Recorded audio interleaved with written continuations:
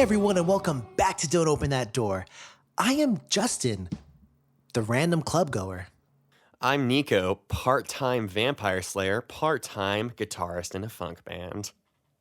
And I'm Dan, the house horn player. And we are here today to discuss Blacula.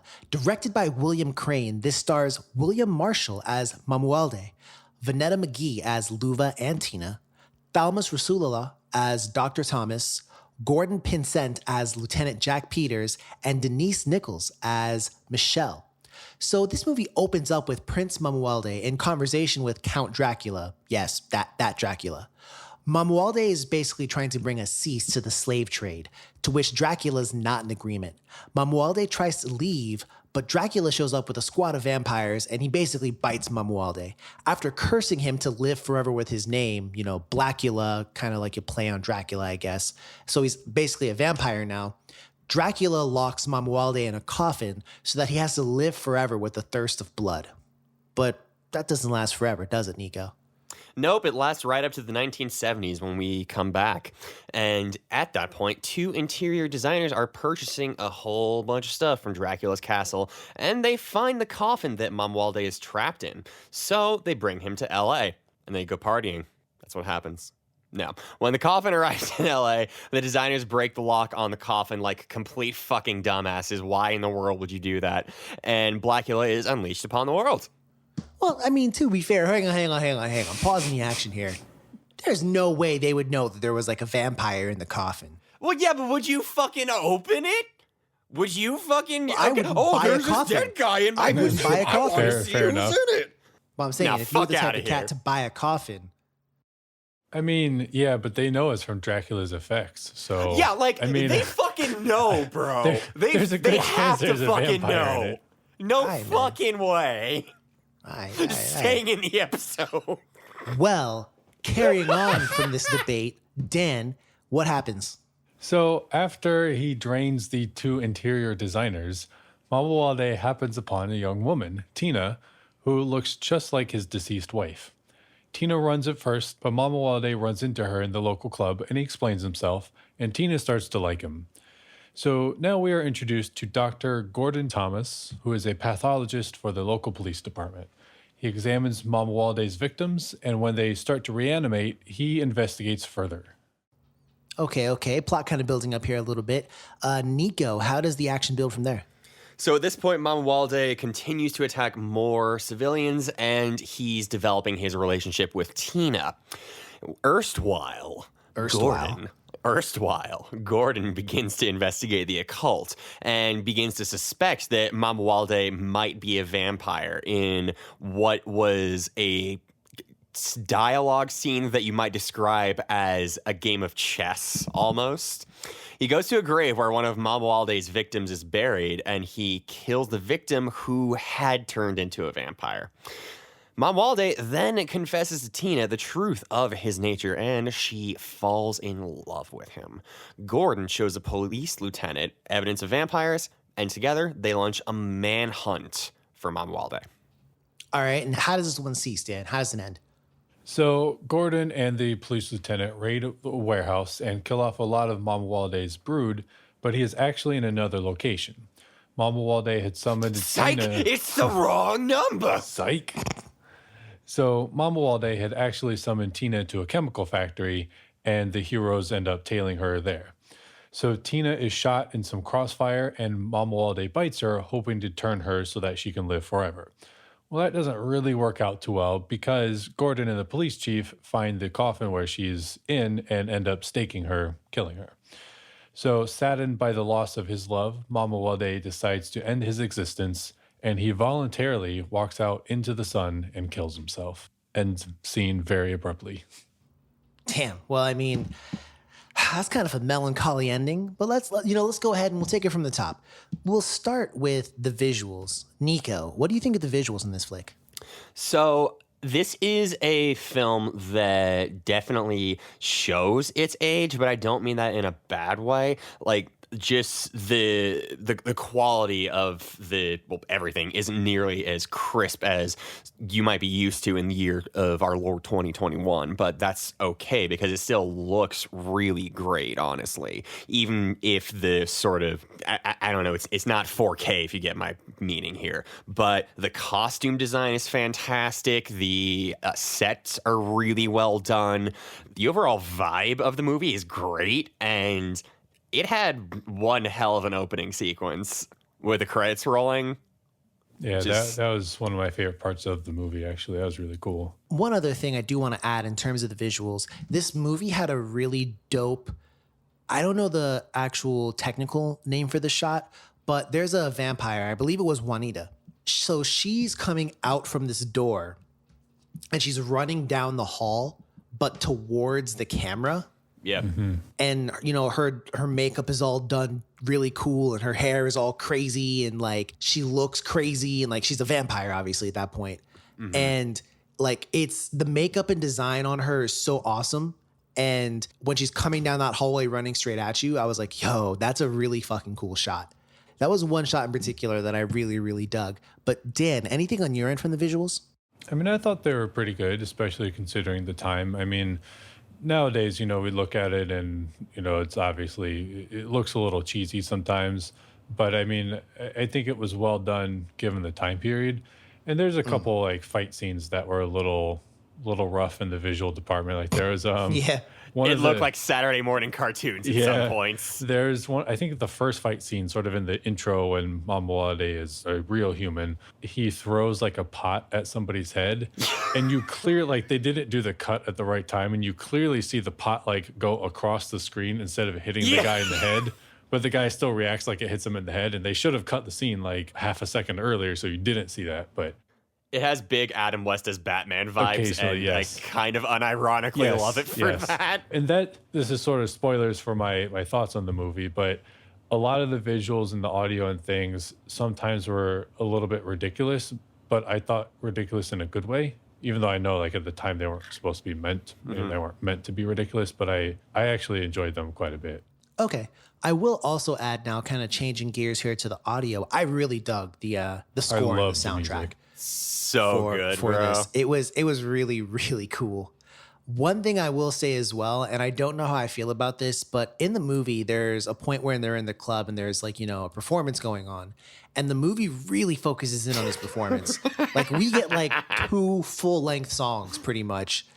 They're And good too. Like I wasn't complaining. yeah, they were good songs. I was just like, yo, I'd like to He's got a get fucking back to the funk vampire. band just riffing for a solid 10 minutes or something. I'm not complaining. Plot's happening around it. It's great. Yeah, I was like, wonder what Mamuwalde's doing right now. Oh, okay, we're just watching He's this. dancing. All right. But Dan, I mean, how do you feel about the more technical audio aspects of the movie? So, I mean, I love the soundtrack quite a bit. It kind of bounced back and forth between funk, well, very heavy funk influence and music, and some jazzy kind of stuff too. But then also some of it was very like orchestral. A lot of the scenes with Mamuwalde in it were very orchestral. One thing I really liked was, I don't know if this was intentional, but at the beginning of the movie, when it's sort of a flashback to the past 150 years ago, the soundtrack is all orchestral. There's no funk or anything in it. It's like a regal. Yeah. To me, that reminded me of the movies that I guess were only maybe 10, 15 years prior to that, where the soundtrack was like all very orchestral and classic movie soundtrack and stuff, which I thought was cool because it was a flashback to a previous time period. Now, again, I don't know if that was intentional or if they just hadn't got to the funk parts yet, but the voices, the dialogue was a little difficult to understand sometimes because there's a lot of like room echo and things like that, which I think is partially because of the time period, but that the movie took, was filmed in and everything. But also, I do think it could have been a little bit better. But other than that, I mean, all in all, I actually thought it was pretty good. All right. And, Nico, taking both of what, kind of what we said regarding the audio and the visuals, how do you think this holds up? I honestly am genuinely surprised at how much I enjoyed this. And I don't know what that says about me as a person who watches movies, frankly, because I don't know very much about the blaxploitation era. But regardless, this was a thoroughly enjoyable film, just from beginning to end, with the exceptions of the content, like Dan was saying, where just in the opening scene where Dracula is talking to Luva and Mama Walde, it's real fucking hard to hear them, and thankfully they exit that scene pretty quickly. But that aside, and a couple of very cheesy sound effects during the first third of the movie, I honestly really do think it holds up really well. Okay. Okay. Now, I would also agree with that. I will say to any listeners that might want to watch this movie after hearing our review, one thing to note is this movie is by and large actually fairly on point, nothing too offensive. Although I will say there are a couple holdovers and artifacts from the time. In particular, a couple references to the interior designers who happen to be gay. Yeah, not a fan of that, but what are you going to do? I mean, yeah, when you are watching particularly older films, Yeah. it's kind of something that you're going to have to basically just that was, that's a hallmark of the era. It's different if it's something that was made now, but like we don't have time machines. We can't go back and be like, hey, you're being shitty, right? I mean, if you went back and changed something, who knows what could happen? We might wake up as like aliens, bro. You messed up the whole timeline. The timeline's done. Fuck. But speaking of timelines, Dan, does this hold up in this timeline? I think so. As long as you understand it's a movie from the 70s and, like I think we've already, kind of talked about, there's definitely some cheesy parts and things that I guess I would say some parts don't really hold up, but I almost like it better because of that. There's some parts that were almost a little too ridiculous and cheesy, looking back on it now. That made it stand out, right? But yeah, and I think it's a good thing, even though it probably wasn't supposed to be kind of funny, but I think it made my watching experience better because of that. So I'd say overall, yes, I think it does. Okay. So now I kind of want to take a little bit of so we have reviewed a Dracula movie on the pod before. And I just want to kind of compare and contrast, this version with the one at least we watched for the pod. Dan, do you remember which one exactly that Horror was? of Dracula, right? I think. I believe so. That was one with Peter Cushing and Christopher Lee, yeah? So first off, I will say this. The Dracula in this movie, he is a vampire. He is Count Dracula. He's quickly just kind of, we move past. In the movie, they do make a reference that basically the events of the book Dracula actually happened. So Dr. Van Helsing and them,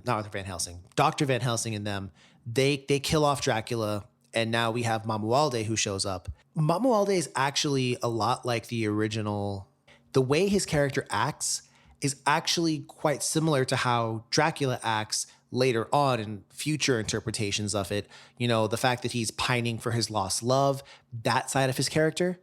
We don't necessarily see that too big in a lot of the older adaptations, but a lot of the newer adaptations, that kind of romantic element is added. And this, I feel, kind of almost, I don't know, it kind of sets things up a little bit. In addition, I will say he does attack people, but at the same time, he does, retain that kind of almost kind of regal presence. I mean, Dan, what would you say his presence is like? I think regal is a good word for that. I mean, I think that the actor did a really good job of keeping that and that sort of stature of Dracula, or in this case, Mamuwalde. Yeah, I'd say regal is a great word, and sort of imposing too, along with the regal aspect. I think he's fairly imposing. And I think it's important because, he is a prince as well. True. I kind of forgot about that. Yeah, the same way that Dracula, is technically descended from royalty or whatever, Mamuwalde is a literal prince. Yeah. So, Nico, I mean, in terms of comparisons to the Dracula mythos, how do you make it out? So, the one thing where I struggle the most is I struggle to make any sort of real parallels between the rest of the cast and what we have in Blacula, except for Tina and Luva. That one's pretty much straight ahead there. But I don't know. I really liked this entire setup and cast and all as its own thing. I know that inherently it is both a reference to Dracula and a product of the other horror stories that came after that, but I really just enjoyed this as its own thing. True. And I mean, I guess to your point, Tina is definitely not necessarily a reference, but her character is very similar to that of Mina. Yeah. Yeah. I mean, the archetype, not necessarily a one-to-one, but yeah, thank you for, yeah. Right. But we also have Dr. Gordon, who, it's always kind of a doctor, a man of science who undoes Dracula, or in this case, who undoes Mamuwalde, even though, he has to do research into the occult and kind of find out the truth that way. He does that as well. But I think you're right. There's no direct reference for, like Dr. Seward or anything like that. Those characters are not, or Lucy, a Lucy-like character. You have Gordon's girlfriend, fiance, wife, I'm not sure, but she's there, and I guess she kind of sort of plays the role of Lucy, but also doesn't, because Lucy's the first one who's attacked, and she's fine. Yeah. Nothing bad ever happens to her. So let's go ahead now and let's take a look at some of the, the racial commentary. And I think we have to start with the name Blacula. So Nico, why don't you elaborate a little bit? I mean, we already kind of went over how Mamuwalde gets that name, but why is that important? So when we see the scene where he bites Mamuwalde, and he actually says, I curse you to live forever with my name, hence Blacula as literally derived from him. But when we see this playing out later on, the aspects that are more, savage or bestial or bad are all really tied to that more vampiric sense, I would say. And the director, in at least the way I interpret it, I think what he was trying to do is to make vampirism the allegory for racism by making vampirism so ugly, thereby making the reading that racism is the true monster, I guess. I mean, I would agree with you. I'd even take it a step further. I would say that in this case, the vampirism was almost akin, not quite exactly, but almost akin to slavery, because at the start, Mamuwalde is trying to talk to Dracula and saying like, no, this is bad. This is a savage thing.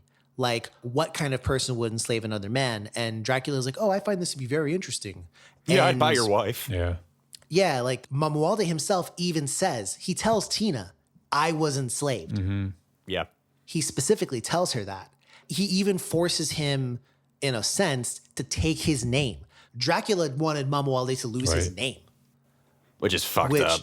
Yeah, which is literally, there's a lot of parallels there between real life. And also not just lose the name, but your name is in parallel to my name. So whenever you aren't your own person, you are sort of a reflection You're now of tied me. to me. Yeah, exactly. Right, exactly. And that's why I appreciate that at no point in the movie does Mamuwalde ever call himself Blacula. He always introduces himself as Mamuwalde, and that's just how he goes out. That's the only time it's even said in the movie. Pretty much, which I love. Yeah. I think, that in and of itself is actually kind of powerful a little bit. But also, there's a couple other references in this movie. The first being when there is the killing, the lieutenant, his mind immediately jumps to, he's like, oh, could it be some Black Panthers doing these killings? I mean, Dr. Gordon literally has to be like, have a look at yourself. Like, no, the answer is no. Like, this is just not, no, it doesn't fit the MO. It doesn't fit anything at all. No. So congratulations, you're racist. Yeah. Although, and again, this was the 70s, so maybe I'm being overly, I guess, nice or whatever, but the lieutenant is actually very willing to listen to Dr. Gordon. He is. And I was actually just going to bring that up because there's a sort of, I think like maybe right before that part, Dr. Gordon is talking to the lieutenant and showing sort of all the things that slipped through the cracks in the police department and sort of like, oh, well, can you follow up with these two people? Oh yeah, I've got my guy on it. Well, he hasn't reported yet. Why not? And like a lot of things like that. And then anytime Gordon will slip in like, oh, interesting that the black cases aren't being followed up on or whatever. Every time the lieutenant's like, no, that's not it. And he like gets on his people. So it's interesting to me that, like you said, the lieutenant always seemed kind of open. I don't think that he intentionally was being racist, but I think his crew was, if that makes sense. The people that we didn't see under him, I think the lieutenant was like, oh shit, yeah, my people are fucking up, which again, I don't think he was intentionally, or intentional isn't quite the right word, knowingly being racist. We talked about on our Get Out episode about soft racism, Kind of like active versus passive. Yeah, there we go. Yeah. That's the right term. So I feel like the lieutenant kind of falls under that category as well. I will also say more evidence for your point is there's a scene where he, as you said, he calls in the officer. Dr. Gordon is the one who knows. Like he's the one who has the information. So the lieutenant is reading off, or telling instructions to, I guess, his deputy or whoever that guy was. And Dr. Gordon is talking as well. He's like, yeah, it's at this location, it's at this place. The officer never acknowledges him once. He never looks at Dr. Gordon. He doesn't say anything about him. The only people at the police station who acknowledge him are the receptionist and the other doctor who's the coroner. Mm-hmm. Those two and the lieutenant are the only three people who ever acknowledge him. Yeah. And so I do think that's interesting. But it's also funny, Dan, to your point, where he points out, hey, it's always the cases involving black people that get slipped up. They, oh, I can't find the file. And he's like, no, what are you talking about? The one guy was white. So he points to literally the one white person he could point to say like, oh, this is what it is. But on the flip side, yeah, he was white, but he was also gay, and you didn't really care about him either. Mm-hmm. It was interesting just to see how that reaction is still something very prevalent in today's society. Right. Where it's like, what are you talking about? This one guy was white. See, the one white guy disproves all the other stuff you were talking about. I have a black friend. Yeah, literally that. But I think as well, and this is something to do kind of with the genre of blaxploitation. So this movie is considered to be blaxploitation. And this movie's legacy is that it kicked off a lot of blaxploitation styled horror movies. That being said, blaxploitation movies are often noted as having, like damaging stereotypes and just things that we would kind of view as unsavory. That's why there was actually a noted push by some people to kind of stop the production of some of the more stereotypical movies. This one in particular, the characters were good. I mean, Mamuwalde he's a prince and he carries himself as such. We have Dr. Gordon, who's a literal doctor. There's not as many harmful stereotypes in this particular movie when compared to other movies that are also in the blaxploitation genre. Right. I do think that's one thing this movie really benefits from. I like the characters. I think they're good characters for the most part. Now, I do have a question for you guys, and I want you to just give me a yes or no, and then I want you to explain yourself after. So, is Mamuwalde a bad guy? No. Dan? Oh, sorry. Well, you've already said no. Okay, Nico says no. Dan? That's tough. I think I'm going to say yes. Ooh. Quelle surprise. See, I am going to say yes. Oh, times two. With the caveat. But let's go ahead now, and Nico, why would you say he is not a bad guy? I mean, he is the protagonist, obviously, but I don't know, man. Like, I don't think he was doing anything that was really that bad. I mean, he killed the photographer for just taking his picture. Oh, shit. Yeah, no, he did do that. And he killed the taxi driver, too.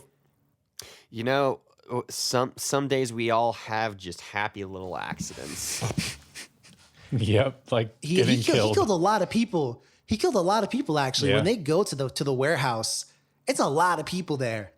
Hey, that was self-defense, though. Although I guess they also did kind of mention that, Mamuwalde might not have killed all those people, that it was kind of like an epidemic, one vampire bites one, then 2 to 4, that kind of thing. Actually, hold on. No, I'm going to retract my whole shit really quick here because, Okay. like, I know that it's a play on traditional vampire mythos and everything. Like, oh, you know, my long lost love and blah, blah, blah, blah, blah. But, like, if you remove that context, Homeboy's just a fucking creep. Yeah. And that's not fucking cool. Also, lose the cape. All right. So real quick, why do you call him a creep? Okay, dude, like, you tell someone, like, you are my past lover from 150 something years ago. You have the exact same face and eyes and everything, and I love you. Twice you will have rejected me now, and I understand. Like, you are following this person obsessively to that point. Like, move on, bro. You're immortal. All right. I'm a contrapoint you right now, son. I'm a counterpoint you right now. So check it out. So Mamuwalde is just experiencing the world for the first time in 150 years or however long when he steps out and he immediately sees Tina. He doesn't immediately see Tina. Pretty much like that same night he sees Tina. He goes out there and he sees literally somebody who looks like the wife that he remembered. Yeah, no. So then he like, wait, no, stop. Like, and he's feeling all these emotions and she runs away because she thinks he's just like some kind of weird stalker or something like that. And he finds her purse. So later on, he goes to the club and he finds her and he explains himself. And not only does he explain himself, he actually sits down and, like, briefly at least, talks to, her friend and whoever else, kind of sort of integrating without integrating too much himself into the friend group. And he's like, I gotta bounce. Well, he has to bounce because things are getting hot. He doesn't want too much recognition. But he's like, yeah, recognition? No one there has seen him. No, he doesn't want to spend too much time in public. It's hot. Oh. Like, he doesn't want people, like, noticing him. He doesn't want to, build up whatever. And she actually displays interest in him off the bat. That was the weirdest part. She displays that was interest in weird. him. That was the part that I don't get about this movie. But whatever. But that's because she really was the reincarnation. But see, they never explained that. They don't, but she really was, though. And then and he does something very unvampire-like as well. So after He invites himself into a lot of places, I gotta say. Yeah. He shows up to her house before their date. Like, she's like, oh, we'll meet at the club. And then he shows up at her house before they meet at the club. And she's like, oh, why are you here? And he's like, And "I how just did you really get wanna my see you." address? Yeah. Well, I mean, he had her address already. Oh, from the purse. Did he? Theoretically. Yeah. But he never goes to her address. Just because you knew my address doesn't mean you're invited to my house at any point in time. Oh, well, he's Fair. actually, so this is the second point. He's actually a vampire. He can't go anywhere he's not invited. Oh, really? Oh. But then on top of that, the most unvampire-like thing he does is when he's like, Well, how did he get into the club? oh, that's public. You don't need an invitation to get in. Oh. Okay. Or he probably just got like, oh, welcome to the club or something. Okay. All right. Like that probably wasn't too hard. But at the same time, though, he literally tells her, I won't compel you. I won't force you. Like, if you're going to be with me of your own free will. I'm a dip. I'm a leave. I'm a cut. But then he does at the end. What does he do? He bites her. That was to save her life. So? Hey, that was to save her life. How to So? save a life. Haven't we had this conversation I'm before? pretty sure we have. On like a About zombie biting movie? someone? Because yes, it's to save her life, but he's also condemning her to an eternity of vampirism. I mean, she kind of said she was down. I felt like they had this discussion, bro. Very quickly, in the moment, they had the discussion like, yo, we good? Cool? All right. Oh no, I feel like Mamuwalde, I'm gonna have to be like, yeah, one or two things, but I'm gonna be like, yo, he was just kind of messed up, man. Nah. I just realized that they didn't follow the mythos of him having to be invited into the house. Why is that? Because he goes to kill the photographer. He just walks into her house and she's not even around or Oh, anything. true. Let me think real quick. Yeah, there's no rebuttal to think that real one. quick. You, about you that. ain't gonna think of shit. All right, I got you. I got one. Nah. I do actually. You ready for this? No. So the photographer tells him that he can get the picture. No, fuck off. That's no. No. I'm No. running on. I'm running on that No. thread. Absolutely. I'm running on that fuck thread. off. Also, after he bites her, he doesn't kill her, which is interesting. But she stumbles out, and then a police officer like finds her like Yeah, that was dead. weird. And he's like, "Are you okay?" He picks her up and brings her back into the house that she was running away from. And I mean, she's like on the front that porch. tracks though. But why would you do that? If somebody's like running hang out on. of the place half dead saying, "Save me," why would you pick her up and bring her back into the house she's running away from? Doesn't he find her like collapsed on the front though? I guess. So he finds her collapsed on the front, and he's like, he picks her up. He's like, "Oh my God, are you okay? Like, do you live here?" And she's like, "Help me, help me." He's like, "Oh my God, like, do you live here? Whatever else." And so I think in that moment, his mind just probably jumped to, "Oh shit, like she's been attacked or something." Right. Was she trying to get into this house? Was she trying to do whatever? It's not clear. And then she attacks him, I guess, before any real information can be. If I saw somebody just outside of a house who looked like they had been attacked, I would Mind probably my not own run inside the goddamn house. business. Or that, yes. That's a number one. But if your job was to help people, this is like the one cop who was trying to help someone. I'd take her back to the cop car and take her to the hospital or something, and not like into the house that she Turn could have into been a attacked vampire in in. the middle of I-95. See, Dan. Yep. God, that See, would Dan, suck. you would be That breaking. would suck so bad. Dan, you would be breaking protocol. You would be breaking protocol, my good sir. I'd be right. I'd be saving her Correct thing life. to do. The correct thing to do Dan's attitude's fuck you got mine. would be to not move her and call for help. You know what movie we watched where the police officer followed protocol and got fucked? The Void. The fucking Void. I'm helping to avert the void. Oh, okay.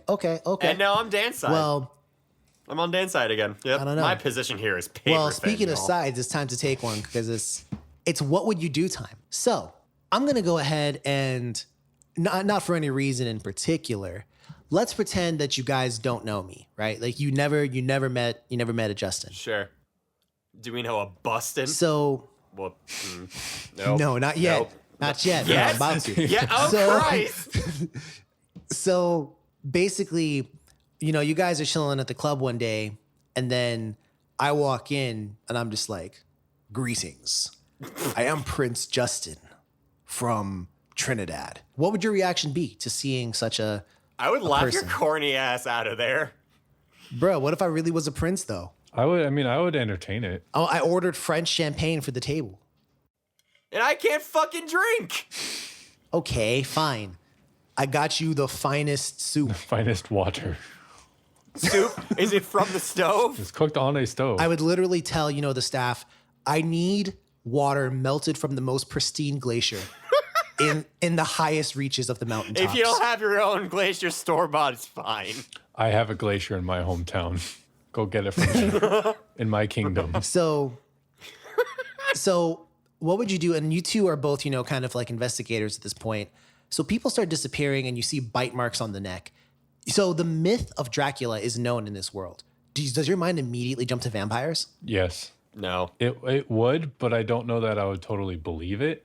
But yes. Now let's say corpses start missing on top of the neck marks. This is the corpses are missing their shots. Like let's just say, like, oh, this guy was dead, but his body's gone now. Like, where are these people going? Do you start suspecting vampires at that point? Yep. No. All right, well, Dan's pretty clear. Nico still no? I mean, I wouldn't really worry about it, honestly. Well, I'm saying, no, you're an investigator. You kind of do your job and you're like, nah, don't worry about it. You are an investigator. Like, I'm sure that motherfuckers misplace bodies at the morgue all the time. Like, that is a depressing enough job that I'm sure they have to get into some sort of wacky hijinks that we wouldn't believe. I don't know about that, man.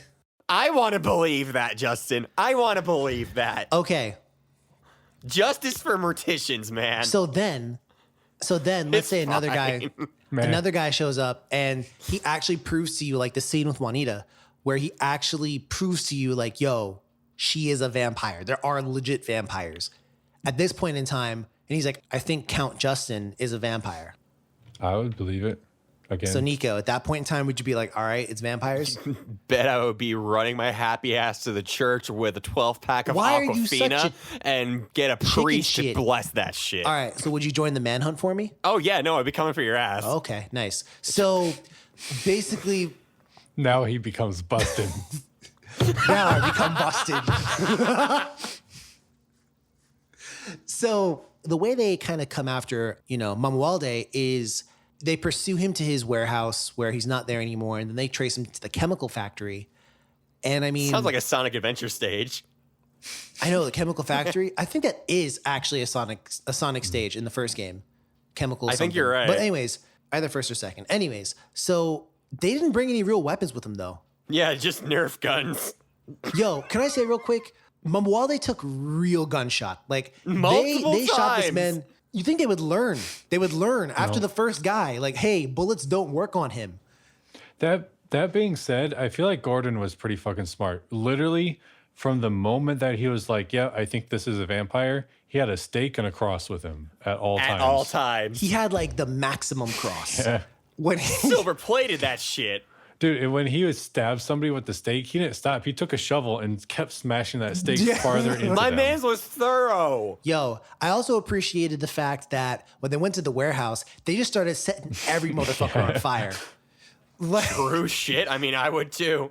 As was my aforementioned plan with the holy water. I mean, I don't know if this is like holy water from like the Castlevania game where you just like throw it on the ground and then like Explodes. fucks everyone up. I mean, I wouldn't be throwing it on the ground. I'd be throwing it at their crusty asses. Dude, he threw it right at the police officer turned vampire. Yeah, that was Yo, he quick lit him. too. He lit him directly on vampire. Dude turned and he was like, you know what? He's done. Blow. Just like lit him on fire.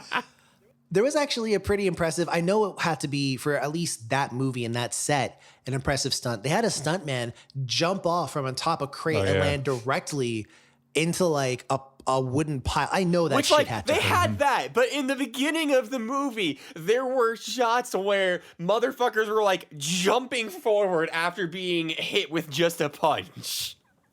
I don't understand. Well, not everything could be perfect. Let's go now and first off, real quick, can you guys name your favorite scene from the movie? Absolutely, yes, I can. Go ahead, Nico. You first.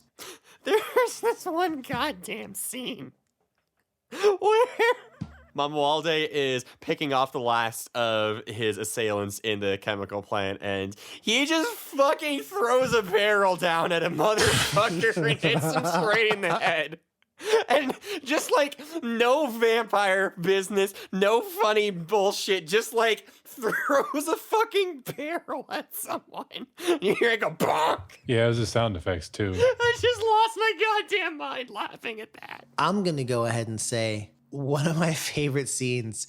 There's a side character in this movie. Skillet, I don't really understand Skillet's role in the movie because he's only there He's for like just there, man. two really quick scenes. But there's one scene where I was like, oh yeah. So there's a photographer and she's the one who Mamuwalde kills. But Skillet's whole thing is just to get with this photographer. And there's a point in time where he's like, hey, you need me to come with you to the black room or whatever to develop the photos. It's not called the black room, is it? What's Dark the fucking room. called? Where do you develop photos? Dark room. Black room. And same shit. So basically, and the photographer goes, oh, trust me, Skillet. If me and you went to a dark room, something would be developing, but it wouldn't be any pictures. And I was like, yeah. And then later on, like Skillet doesn't stop. Like later on, even after she's dead, he's like, hey, can I "Where's still she-" smash though? No, he's like, where's she at? And Yeah, like we don't no, know. And he's like, well, if you see her, tell her I got something. I got something. What is it? I got something groovy for her. I think so. Yeah. He's like, I got that to rest on her or whatever. I think my favorite pickup line in the movie was, and it wasn't like fully a pickup line, but Gordon tells his girl, he's like, come over here and sit in my lap. I got something heavy to lay on you. I was like, Yeah. oh, shit. Yeah. I'm mixing up with And then that. she did. Yep. But yeah. he was actually talking about vampirism. Yeah, Yeah. he meant like a heavy subject or like a Like thought. Yeah. That was great. I was dying. Well, the funny thing is this. So in like Caribbean terminology and culture, if you tell a girl like I have something to rest on you, like that, obviously it carries like that connotation we were thinking of. So it's just kind of funny that he says that, and I'm like, oh damn, he's about to like do whatever. Nah, vampirism. So that was pretty funny. But Dan, that wasn't your favorite scene, was it? No, I think my favorite scene was probably when they're in that warehouse catching everybody on fire. They went in on Yeah, that that was scene sick. and they just started throwing that holy water or whatever it was all over the place. Their and I mean, whole the fucking budget went to that scene, and I can understand pretty, why. Pretty much. Yeah. Pretty much, man. So that Pretty was much. that was probably my favorite. But we talked about the good. Now let's talk about the bad. Let's look at the reviews on this real quick. So on Rotten Tomatoes, this has a 50% from critics and a 43% from the audience. All right. So first off, before we get into our thoughts, any criticisms of the movie? I mean, for me personally, I think one was Mamuwalde walked around looking like fucking Dracula. Like, bro, you were gonna get outed as the vampire instantly. So fucking quick. And that's the first piece. And that's kind of my major criticism, really. There's just like once or twice, there's a couple things that happen, and I'm like, this didn't make sense. Why did this happen? So I don't know. Dan, any major criticisms from you?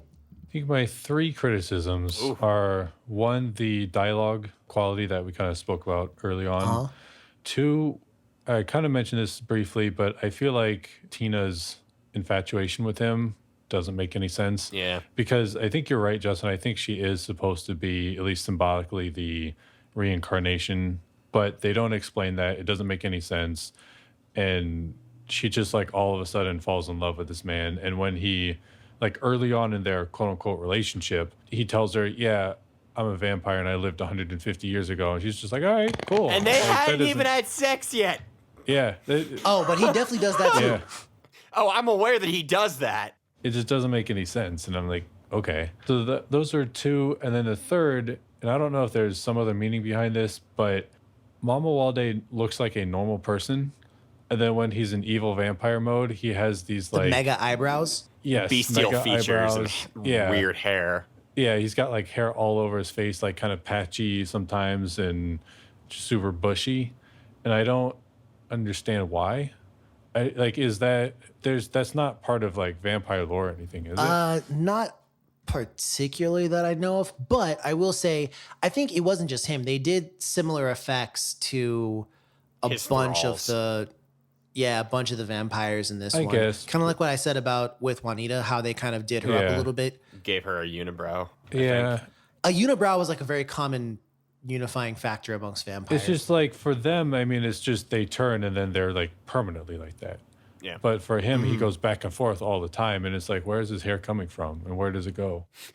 Where did it run to? God, I think it really is just meant to really visually represent the difference between the man and the I monster. guess. And I like the idea behind that. I personally would have liked it to be a little bit more subtle, I guess, because to me, it was just like overbearing. And sometimes he almost looked kind of goofy. But yeah.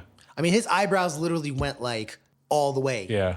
All the way across from left to right forehead. Yeah. And his Yeah. mustache Yeah. also went all the way from left to right face. Nico, anything from your end? Dan pretty much hit the nail on the head. Like I said, I had a much better time with this movie than I was expecting to. I really did truly enjoy it a lot. Even after all the criticisms that I've laid on it this podcast, like I would watch this again happily. All right. So speaking of, let's assign some scores here. Nico, what would you give this movie? I'm gonna give it a 75. Okay. I really I think this movie is deeper than people give credit for, and I think there is a lot to enjoy here. I really, really did like this. Dan, how do you feel? I think Nico hit the nail on the head. And I'm going to also give it a 75. I actually think you both hit the nail Ooh. on the head. Huh? But I would actually give this one a 78. Oh. Okay, fair. I fuck with this because we didn't talk about it too much, but I fuck with the ending. Mamuwalde is undefeated. Yeah, Yeah. The only person who takes him out Is is him. him.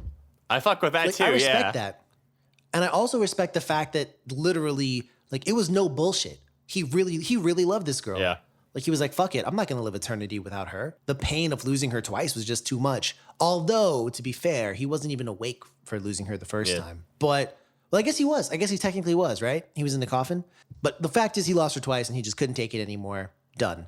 And I respect that. I also just fuck with the fact that we had, majority, and it's kind of fucking sad that I had to look back to the 70s for it, but I fuck with having a majority black cast in a vampire movie. Yeah. I mean, I'm struggling to think of another one. I cannot even think of it. Like you never see it. You never see it. And I have to give special props as well to William Marshall, because William Marshall fucking commands Yes, that he stage. does. And to be very, very honest, if he was asked to, to not be Mamuwalde, but to be like legitimate Dracula in, one of those movies from back in the day, He'd fucking kill he it. could Would've done totally it. fucking do Absolutely. it. He totally fucking do it. Like his voice, his persona, everything about him just screams like, I am important. So I mess with it heavy. I give it a 78. But now let's put our, put our hands on it. So would you recommend this one to a friend? Nico? Yeah. Dan? Yes, I would. I would as well. Would this for you get the golden seal of approval, Nico? I don't know, man, because this, as a product of its time, I try to keep like, I think the fact that I'm still confused about whether or not I want to is a sign that I'm going to say no. Okay. Dan? Yet again, I think Nico hits it on the head. I was kind of going back and forth, and I completely agree. I think the fact that I am going back and forth means that it's not. Yeah, I was never gonna give it that. I think it's a damn good movie. I think it's a damn good effort. I just don't. It just misses for me that extra bar. Now, I mean, any last thoughts before we bring this one to a cease? Yeah, there's no fucking way that King Kong would beat Godzilla. Are you kidding me? Get the fuck out of here. That's true. Like, no fucking way. Absolutely fucking not. Are you kidding me? Jesus Christ. Tune into the next bonus episode where I get on my soapbox. All right. Well, in any case, looks like there's nothing else. So yeah, we hope, what, if you haven't seen this one and you don't mind it being, a product of its time, check it out. It's a decent flick. That's been it from us here at Don't Open That Door. If you like what you've heard or you got, something to say about it, find us on social media. We're on Twitter and Instagram at DOTD Horror. We're on Facebook, Don't Open That Door. But that's been it from, Nico, Dan, and Jus. As always, keep yourself safe. And please, dear listener, don't open that door. Bye.